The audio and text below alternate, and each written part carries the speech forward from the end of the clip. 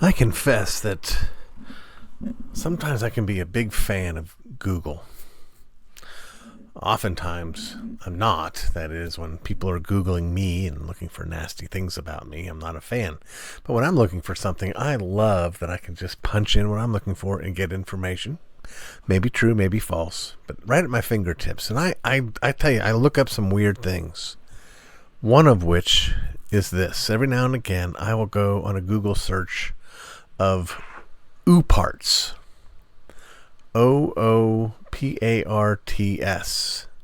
I can't remember what it stands for exactly, but ooparts are discoveries, things that have been found that don't fit the time frame they're supposed to be a part of.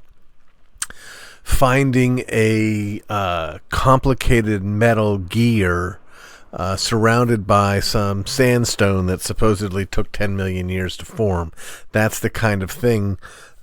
And there are those who will argue that ooparts, or some of them anyway, are part of the result of the Great Flood. That there are those who, our ancestors before the flood were so profoundly sophisticated, but there's precious little evidence of it because of the worldwide flood, but every now and again something pops up. Well, I mention all that because it's time for me to go through Genesis chapter 5 for our series on the book of Genesis, and I confess that one of the reasons I'm interested in ooparts is because I am interested in this time frame, this what in the world's going on in the world in Genesis 5. What's it like? In Eden, it's almost like Eden is so different because there was no sin, because there was just Adam and Eve, that it's just fantastical. But what was it like when there was a world where there was sin, but it was a small number of people, relatively speaking, but there were these incredibly long lives. As you read through the chapter 5 of Genesis, one of the things that really stands out is the ages of these characters, how long they lived. And that just fascinates me, just plays to my curiosity. You know, I'm the kind of guy who, back when people went to video stores, I would look at the videos and read the descriptions, and I didn't care who was in it. I didn't care whether it was high budget or low budget. If the premise grabbed me, that's what I was interested in. So this premise, this idea that we live in this world, that these people lived in this world where they lived to be 500, 600, 900 years old, just makes me curious because, friends, remember, these are real people. Now, one of the very first articles I ever published was in Table Talk magazine. I wrote a brief 450-word article, I think it was, about the canopy theory. This is an idea, I don't know if it was originated, but it was popularized anyway by the Institute for Creation Research. And they argued that prior to the flood, the world didn't have rain. It's true that prior to the flood, rain is not mentioned, and in the Hebrew style of language and communication, they almost sort of take the perspective that if it's not mentioned, it's not real. But whether or not there was rain or not, I don't know. But the theory said, no, there wasn't rain, that the way water was given to everything that needed it, including the plants and the animals, is that every night there was a great cloud over the whole earth, this canopy of water vapor, that at night it would descend to the ground, leave the dew, and then as the sun came up, it would rise again. And one of the theories about this, and there is evidence for this. You may have heard of, this is kind of an oopart. It's kind of a non-mechanical oopart, but you may have heard that a woolly mammoth was discovered 100 feet into the ice in the Arctic Circle, and when they dug him out and cut open his belly, there was some sort of leaf from a tropical plant, a palm leaf or something like that. That makes you think, well, now wait a minute. Maybe, were the poles always covered in ice? Maybe they weren't, and that seems to suggest that they weren't. And the canopy theory fits with that. But the other thing that fits with that is an explanation for these old ages, that this heavy water vapor canopy would have blocked more of the harmful rays from the sun that will do damage to human genetics and to our health, and that might be one reason why these folks live so long. Connected to that, of course, is that these folks did not inherit a great deal of damaged genetic information. That is, they're only a few generations removed from Adam and Eve when they were perfect. So as time goes on, because of entropy, our genetics can devolve in a manner of speaking. And with the canopy theory, that idea that it protects us from the sun, then we would devolve that much more slowly.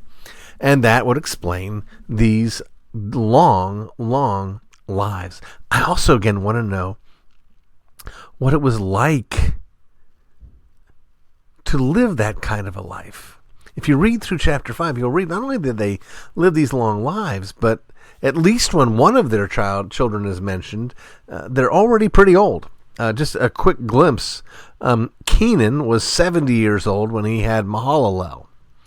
And then he lived another 840 years. Now, Mahalalel was 65 when he had Jared. Now, Jared was 162 when he had Enoch.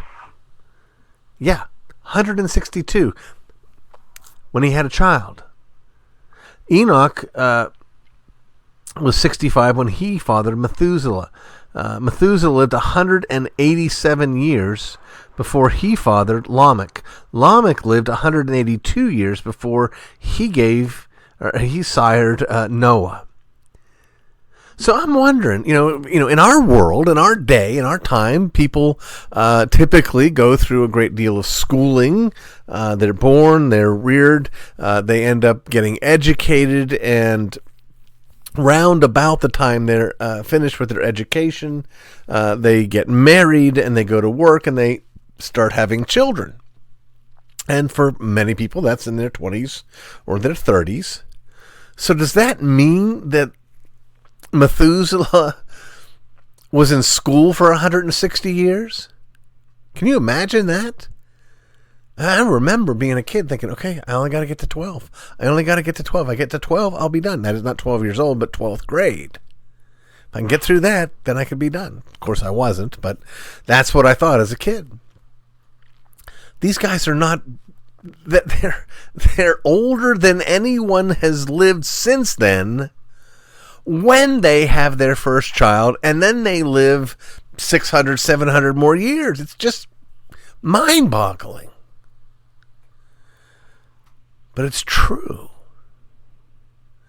It's that world that's slowly bearing down. One of the things that I think defends the canopy theory is that while it does slow down somewhat slowly, that is, the ages drop somewhat slowly, there is a pretty big drop between Lamech and Noah.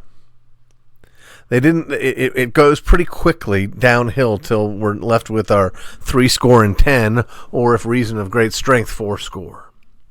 Well, that's what interests me about chapter 5. I'm not sure that is principally what God is trying to tell us when he gives us Genesis chapter 5. Instead, I would suggest that what we have in chapter 5 is what's the word for it? A reflection of what we had in chapter 4. We talked, if you remember early on, when we considered the creation account in Genesis 1 and 2, how it was that God not only created all things, not only came and assessed his work and he saw that it was good, But he was also very active in dividing the world. He divided the land from the sea, the earth from the sky. He divided the day and the night. God is a God who divides. And that's established in those early chapters. And then, as we see in chapter 4, as we've already covered, we've got this downward descent of the bad line. Now, please don't misunderstand me.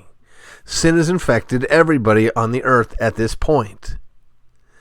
But we have one line that seeks after God, another line that flees from God. And Genesis 4 gives us the account of that line that was fleeing from God. Genesis 5 gives us the godly line of Seth. We get the wicked line of Cain in chapter 4, the godly line of Seth in chapter 5. And that's perhaps one of the reasons why there's not quite as much drama or even information. What are these people doing? They're living their lives. They're raising up their children. They're trying to do what God calls them to do. In fact, one of those people, of course, Enoch, he walked with God, the text says, and he was not, for God took him. Now, let me just take a really brief rabbit trail on that. Have you ever wondered about heaven? When we think about heaven, we realize, I hope we realize anyway, that heaven is not the end. It's not our final state. Instead, heaven is that place where we get to be with the Lord. Amen. We get to be with the Lord in our spirits, but we await the resurrection of our bodies. When Christ returns, our bodies are resurrected and our bodies and souls are reunited, just as the new heavens and the new earth become one. That's a glorious and wonderful truth for us to remember. But right now, when we die, our spirits go to heaven. And so heaven is made up of all of these people who are disembodied spirits. All the believers who've gone before us are there waiting for their body, except for 3 of them. Enoch has a body. He walked with God and was no more. He was lifted up into the heavens. Elijah has a body. And of course, our Lord Jesus has a body. I'm wondering, like, when we're in heaven waiting for our bodies, are we sort of like see-through ghosts? We have an us shape, but we're transparent. And are we sort of floating around? And if so, then, when Enoch passes by, do we like, holy cow, look at that guy. He's solid. That must be Enoch, or that must be Elijah. I don't know.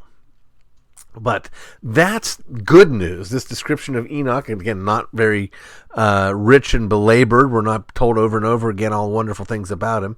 But having had the description of especially the bad Lamech, there's another Lamech here in chapter 4, but in chapter 5, and the bad Lamech that's in chapter 4, and his descending deeper and deeper into depravity, then we get this description of the godly line of Seth. They are sinners, friends. They need the blood of Christ to cover their sins. But they are those who called upon the name of the Lord. They are those who called upon the name of the Lord. But that's there at the end of chapter 4. Right before, after the description of Cain and Lamech and that horrible line, at the end of chapter 4, we read, and Adam knew his wife again, and she bore a son and called his name Seth, for she said, God has appointed for me another offspring instead of Abel, for Cain killed him. To Seth also a son was born, and he called his name Enosh. At that time, people began to call upon the name of the Lord. Now, I want you to notice something here. This is one of those places. We made it all the way to chapter 5 of the first book of the Bible before this happens. But it's one of those places where I'm going to take the perspective that, and to remind you of this truth, that our chapter and verse markings in our Bibles are not inerrant or infallible or even inspired. I really believe chapter 4 should have ended with the end of Lamech's sword song, and chapter 5 should have begun with the blessing of the birth of Seth and the descendants down from Seth. It seems to me that the end of chapter 4 matches with and belongs with chapter 5 much more than chapter 4. Now, all of this is to prepare us for where we're going when we get to chapter 6. I don't want to steal any thunder from when we get to chapter 6.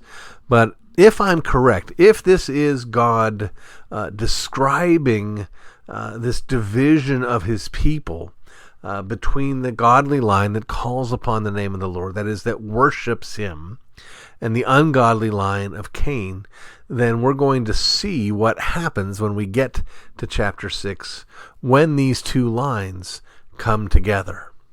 And I can tell you right now, it's not good. But for now, let's remember that God is showing grace to his people even now. We had the promise of the seed of the woman who would crush the head of the serpent. We had the descent into the sin of Cain and Abel. We had the line of Cain following after, getting worse and worse. But here in chapter 5, we see the pushback. We see the antithesis. We see the attempt and the desire of God's people, by God's grace, to seek God's grace. This is a theme that's going to come up again and again in the book of Genesis, including this theme of division that we've already seen. It's going to keep coming up in the book of Genesis and throughout the whole of the Bible. But until next time, let's enjoy the blessings of seeing God blessing the godly line of Seth.